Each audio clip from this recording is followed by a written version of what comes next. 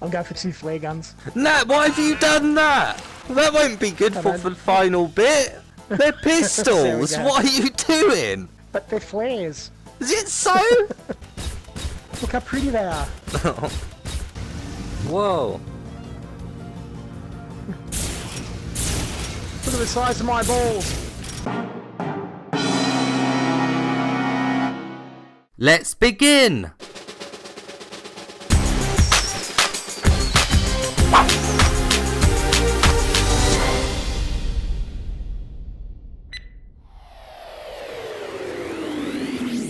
Wilde 2 is a shooting gallery game, but unlike the first game, this one has you on top of a moving raft and also includes online co-op. You can play seated and the speed of the raft isn't that fast, so new VR owners hopefully won't feel motion sick. As you go down each river, many different enemy types appear. Visually there is a massive variety here, but more often than not, their attack patterns and projectiles are very similar to each other. They simply don't keep you on your toes, and eliminating them becomes more of a grind than anything else. That's not to say there isn't some unique enemies here though, because there certainly are. Birds will drop torpedoes that zoom towards your raft, and shellfish will jump on and attack you. But because of the sheer amount of times these things happen, it removes any real challenge. The challenge only returns when many enemies are thrown your way. Instead of it feeling like a fair difficulty spike though, there's often so many in front of you that you just accept that you're going to take damage. Sometimes when you're outnumbered, you will spot an explosive barrel in the water. Shooting this does do damage to many nearby, and in some stages there's a barrel that sends off a nuke-like explosion, which obliterates everything in its way.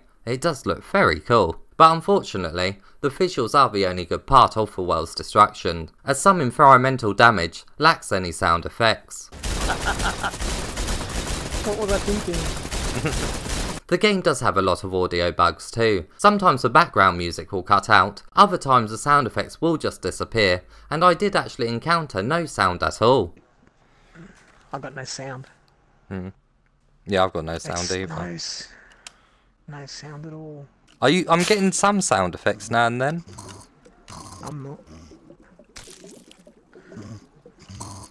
As well as shooting enemies, you'll often have to shoot pieces of debris and other junk that is in the way of your raft. If you collide with it, you will take damage. There is also other objects scattered around in the water that when destroyed will reward you with money. Each stage is split up into sections, and at the end of each of these sections is a shop where you can buy different guns and power-ups. Luckily, the guns are what save the game quite a bit, as they are all excellently modelled and most importantly, are fun to shoot. The stages do become very repetitive quite early on in the game, so having a new gun to mess around with slightly makes the raft rides more bearable. A lot of love and care has gone into these guns too, as gun models are different for both the aim and move controllers. They are the same gun overall, but are modelled slightly differently to make it feel like you're actually holding them in VR. Both control methods are just as good as one another, and I never had any tracking issues. You must actually complete extra stages to unlock new guns to buy. These challenges only have you using the gun you will be rewarded with,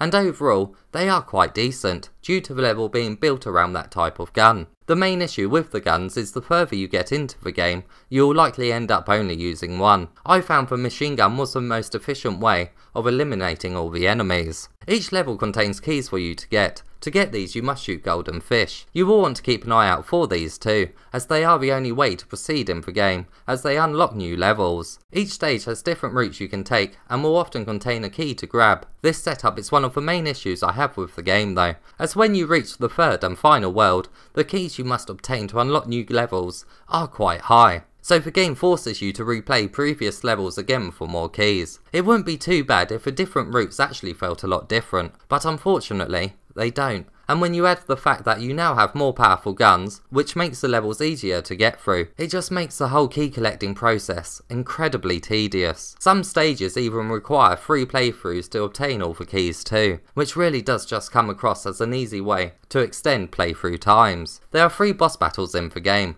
and they are one of the best bits. Their attacks and movements are quite different from the average enemy, and working out how to attack each one is fun. I just wish that the main levels had a bit of decent variety like these. Luckily, the game is a bit of mindless fun in the online co-op, and this is where the game really shines. 2 players can play through every single level in the game, even the gun challenges, and whether you host or not, your progress is saved. The game really entices a bit of laughter between the two players too, as when you complete a level, you are rewarded with a hat that you can wear. The fact that your character models look, well, to be honest, quite creepy, just elevates the silliness from the hats that they're wearing. When you beat each stage, you are presented a scoring screen. It keeps track of quite a few things too, so competitive players will likely have a good ramble on about how they got on in each stage. The game really does incorporate co-op very well, and you can even have a mess around with objects together in the main hub area. Graphically, the game does look very good, and there is quite a bit of variety when it comes to the banks on either side of the rivers. Some levels have you passing by canyons, and others have you in a city, and there is the occasional landmark that really stands out.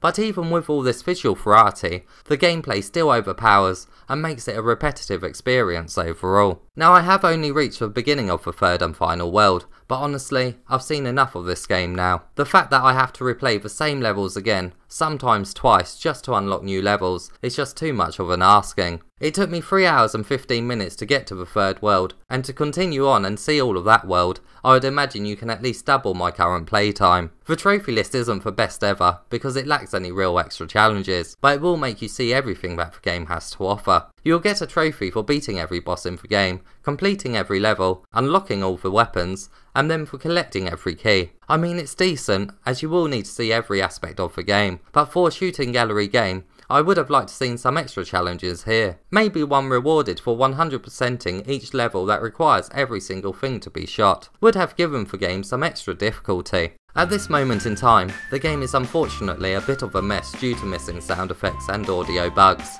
It's certainly in a playable state, but these bugs appear so frequently that it's quite odd that it was released in this state. It is a shame, because the developers actually seem like a cool bunch, and do regularly take feedback from people online, so I'm sure these things will be fixed in the future, but right now, these things obviously do hurt the experience quite a bit. The game is incredibly fun in the first world, but once you reach the second, the repetition just hits you hard, and it becomes quite a dull experience. That being said, I did enjoy this game more than the first Stick Wilde, but that was simply because of the online co-op. I honestly don't think I would have had a good time at all if I had played through all of it in single player, and I do recommend only getting the game if you plan on teaming up online. Overall, it's certainly a step in the right direction for this series, and I love seeing sequels come out with fun and meaningful additions, but the repetition and audio bugs really let it down. It's certainly a game that you'll get the most from by playing in short bursts every so often, which is a bit of a shame considering games should hold your attention from start to finish. Does it wobble? No, it don't wobble.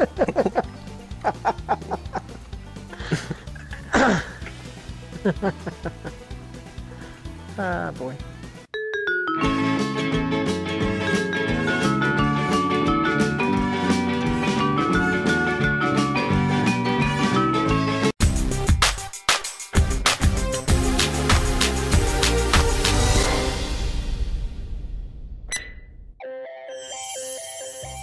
When you first start playing this game, you will likely love it. I certainly did, but when you reach the second world, it really struggles to hold your attention. As always, if you found this review helpful, please give it a thumbs up and subscribe for more PSVR content.